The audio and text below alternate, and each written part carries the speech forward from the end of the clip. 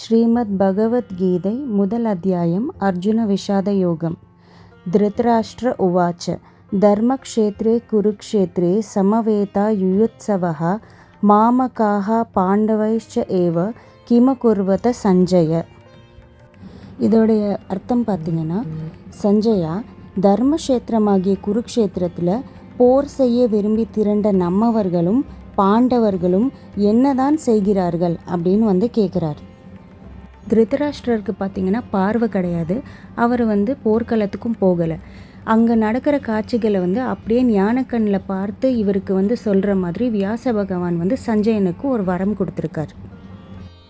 தன்னுடைய பிள்ளைகள் மற்றும் கௌரவர்கள் பக்கத்தில் இருந்து போரிடுறவங்கள நம்மவர்கள் மற்றும் பாண்டவர்கள் அவங்க பக்கத்தில் இருந்து போரிடுறவங்களெல்லாம் பிரித்து பேசுகிற மாதிரி இங்கே அவர் பேசுகிறது உங்களுக்கு புரியும்னு நினைக்கிறேன்.